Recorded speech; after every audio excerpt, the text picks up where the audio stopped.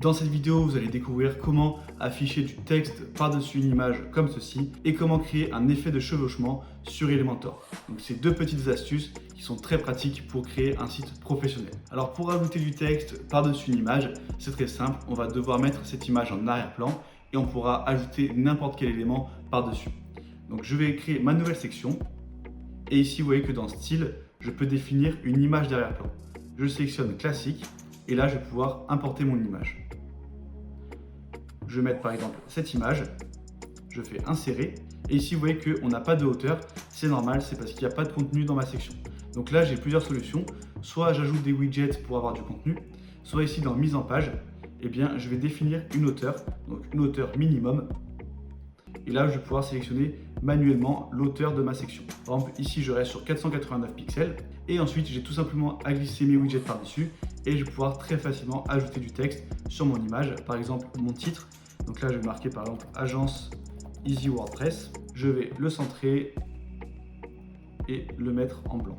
Je vais agrandir un peu sa taille.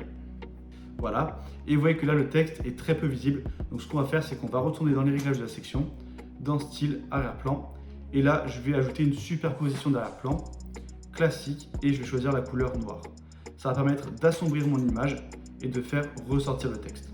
Et si vous voulez que votre image prenne toute la largeur, il vous suffit d'aller dans mise en page, largeur du contenu, on va mettre pleine largeur et ici on va étirer la section. Et vous voyez que maintenant mon image prend toute la largeur. Et maintenant on va voir comment créer un effet de chevauchement entre plusieurs éléments. Pour cela on va utiliser ce qu'on appelle l'axe Z, donc le réglage Z-index. Je vais créer ma nouvelle section avec 3 colonnes par exemple. Ici, je vais pouvoir ajouter un titre et du texte. Et je vais copier à chaque fois les colonnes.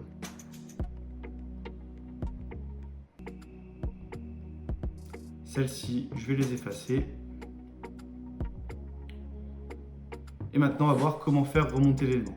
Donc là, je vais mettre de la marge négative dans Avancer. Et vous voyez que ça fait remonter l'élément.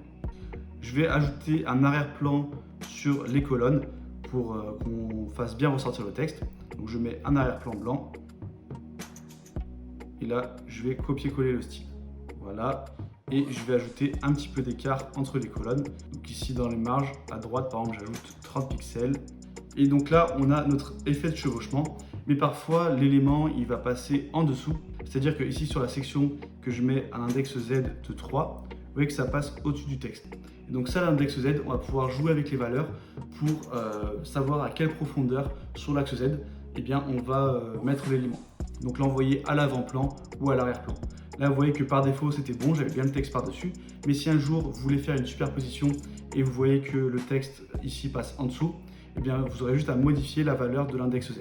Là, si je vais sur la section, donc hop, je vais la sélectionner comme ceci, et que je mets un index Z supérieur à 3, vu que j'ai mis 3 sur ma section avec l'image, là par exemple je mets 4, vous voyez que le texte repasse par-dessus.